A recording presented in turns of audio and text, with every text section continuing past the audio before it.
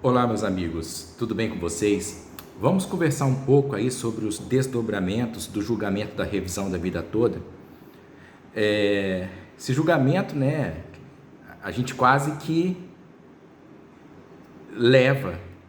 Por que eu digo quase que leva?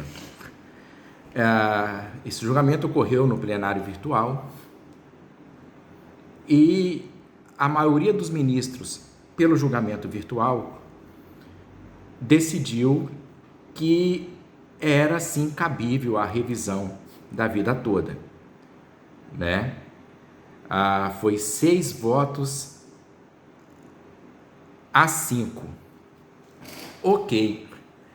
Só que esse julgamento ocorreu no plenário virtual. O que isso significa?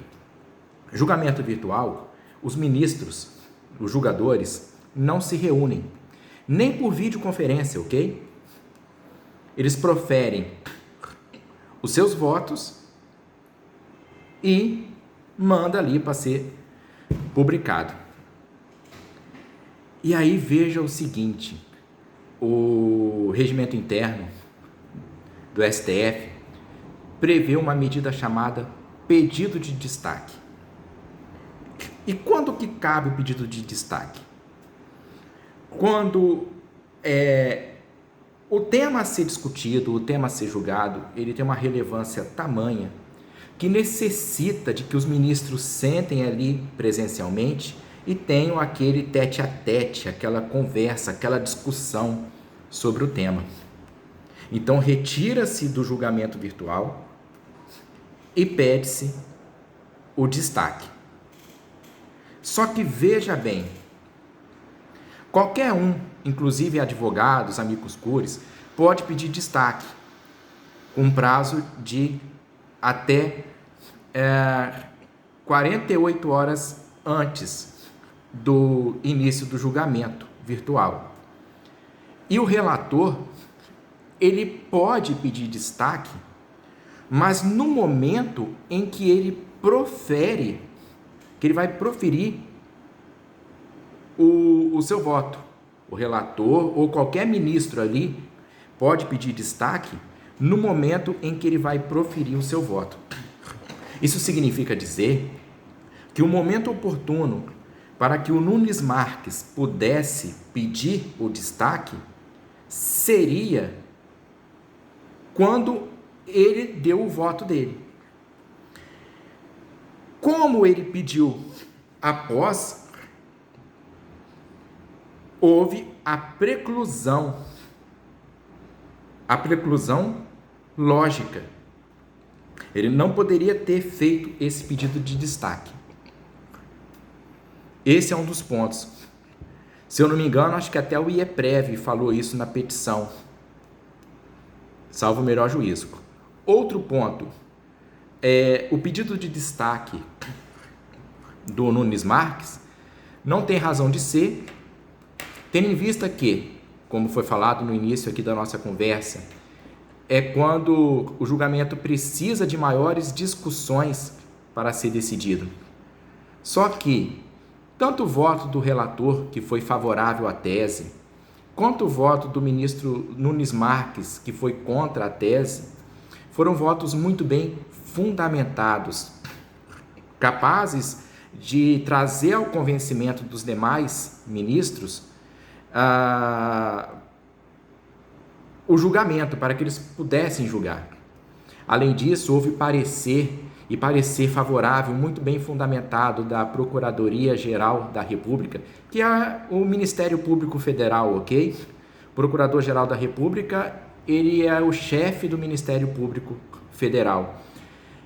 Ele deu parecer favorável, houve estudos sobre o impacto financeiro, ou seja, os julgadores já tinham ali formado o seu convencimento. Não havia a necessidade de se pedir destaque, de modo que o pedido de destaque foi apenas uma manobra política, o que retira o escopo desse instituto. Foi deturpado, foi distorcido. E aí, tudo bem, foi pedido destaque meia hora antes de terminar o julgamento virtual. Beleza, pedido de destaque. E agora vem a surpresa, né? Houve a substituição do relator. E aí que vem o desdobramento. Será que agora o novo relator, o ministro André Mendonça, que substituiu o ministro Marco Aurélio, será que o novo relator ele vai poder votar? Será que o voto do ministro Marco Aurélio vai ser anulado? Essa é a grande preocupação. E eu digo aqui com toda a segurança, a não ser que STF é STF, né? Eles rasgam a Constituição. Um tribunal que deveria defender a Constituição, rasga a Constituição por questões políticas. Mas se você for analisar pela lei e pela Constituição, não é possível que o voto do Marco Aurélio seja substituído. Tá?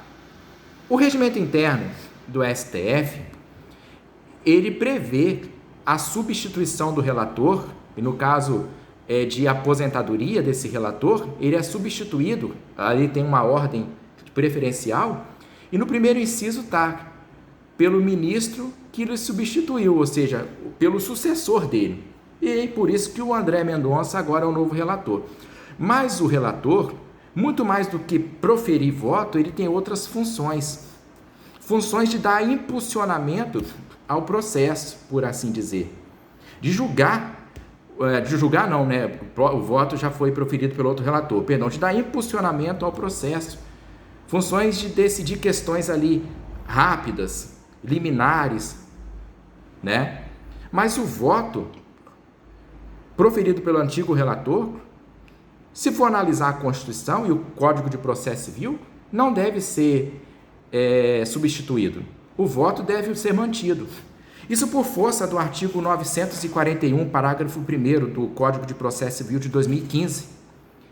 Esse artigo fala que os votos podem ser mudados até ser proferida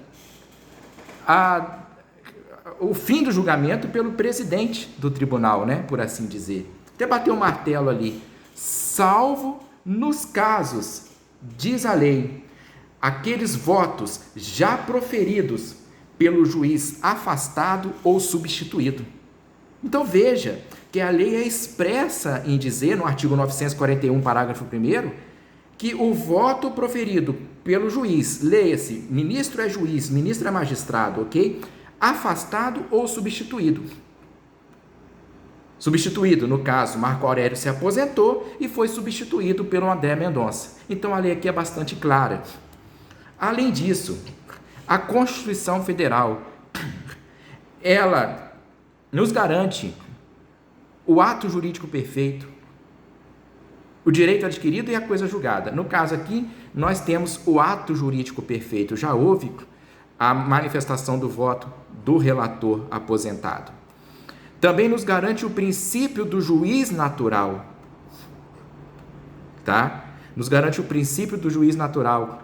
Lá, artigo 5º, inciso 37, combinado com o artigo 5º, inciso 53, o que significa que não poderá haver tribunal ad hoc, tribunal de exceção. E nos garante o juiz natural. E o juiz natural da causa foi o relator, ministro Marco Aurélio.